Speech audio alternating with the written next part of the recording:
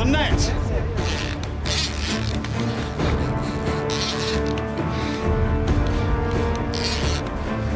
Okay, I've got to just keep pressure from above because there's rocks. And I've got to...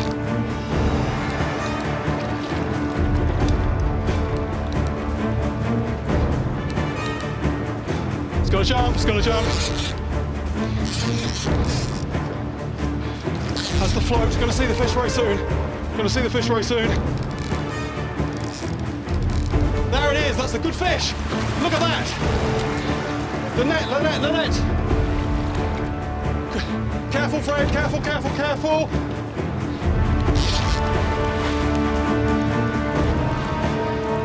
Right, we want to be very careful now.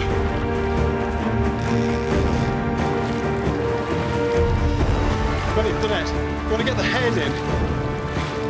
La tête, la tête. Oh, segurez le poisson. Bon. Agora. We got the fish, we got the fish. All we've got to worry about now is it biting its way out.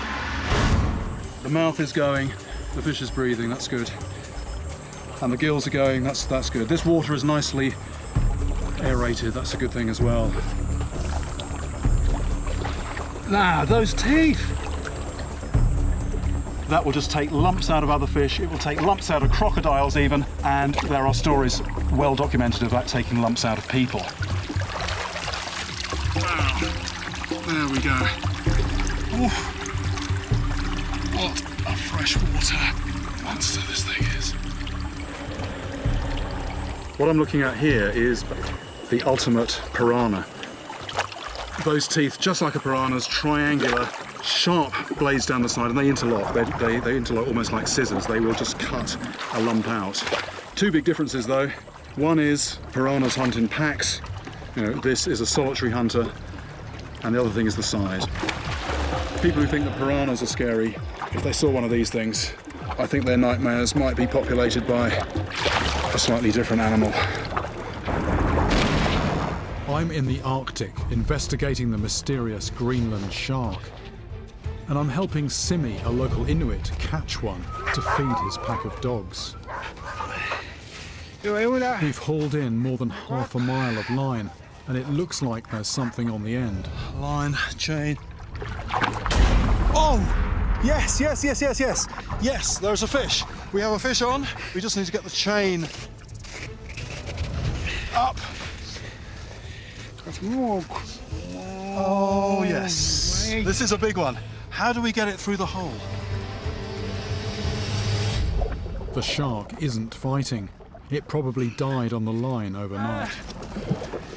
Right, the hole isn't big enough for the shark, so just cutting more ice. 2, 3. It still feels like it's stuck. Looks like we're going to need a bigger hole. I never like to see a dead fish, but it's all part of survival here for the Inuit. This shark will feed Simi's dogs for weeks to come. This is a big head. How big is the rest of it? This could be the moment if the hole's big enough. Okay, ready?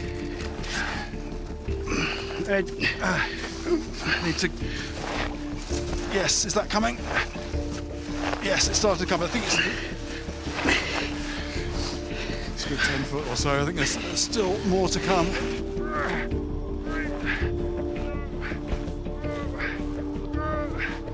This is a perfect opportunity to further my investigation. It's out. It's a big animal. This is massive. This is huge. Let's have a look at it. It's a female. Very shark-like tail, that asymmetric tail. The fascinating thing about sharks that we always want to look at is the jaws, the teeth. And the Greenland shark has these very pointy teeth on the upper jaw. That's for gripping. But then on the lower jaw, you've got these almost square-shaped teeth with almost like a chisel blade on the end. They're definitely sharp, but are they sharp enough to attack and kill? Simi starts to prepare cuts for his dogs, but the meat will have to be cured before they can eat it. High levels of urea make fresh Greenland shark meat toxic. This is my chance to find out how and what these sharks eat under the ice. So here's all the guts just coming out. This is a halibut. This is quite a big halibut. There we go, that's the head. I shoot it. And look at that. That's part of somebody's fishing net. That's quite a big fish in there. What fish is this? It's a cod. Now, this is interesting. That might be a cod that died of natural causes and this came along and fed on it. Or they might actually take living fish.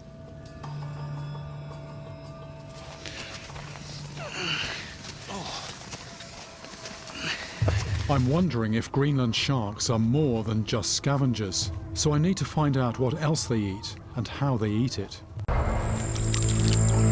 I've travelled the world tracking down river monsters in some of the most dangerous waters imaginable. But my journey to catch a deadly electric eel ends at a mud hole in the middle of cattle pasture. It's the last place on Earth I'd expect to find an elusive, lethal fish.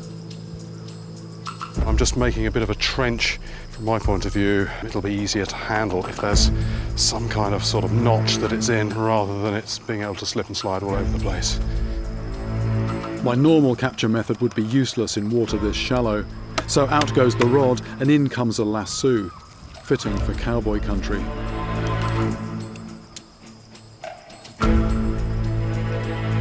Because electric eels don't rely on physical strength, pulling it out of the water shouldn't be that hard. But not getting shocked will be. So protective clothing is essential.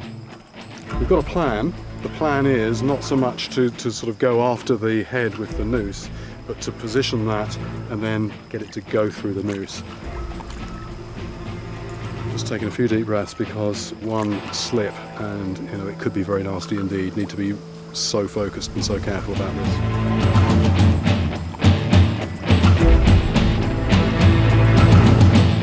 An eel this size can deliver a shock of 650 volts.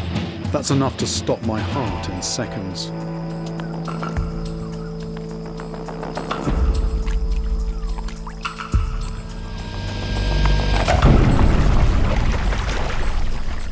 First go, amazing, first go.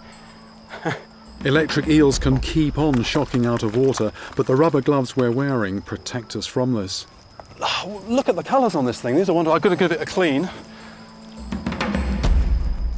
That is, it's doing a sort of, it looks like a muscle contraction, spasm almost. That's when it's actually shocking. Because electric eels get most of their oxygen from breathing air, they can stay out of water for long periods of time.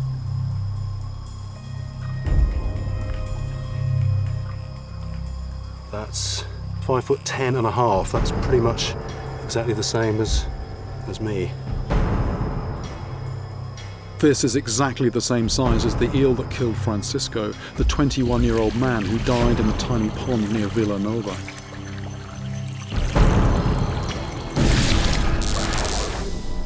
If I wasn't wearing these rubber gloves, I could be dead too.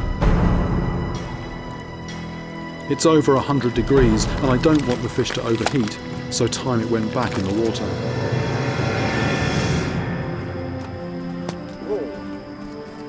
The pond may be shallow at the moment, but the rains are not far behind me.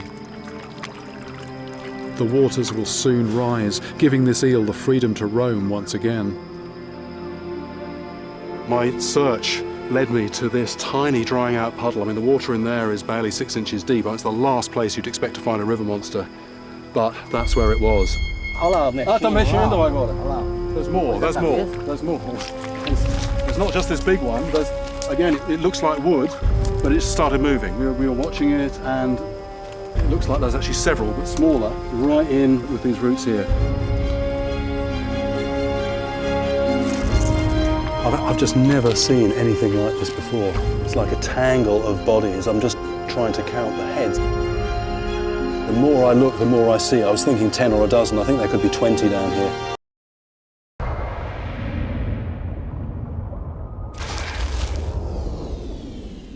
Thanks for watching. If you enjoyed this video, don't forget to like the River Monsters page.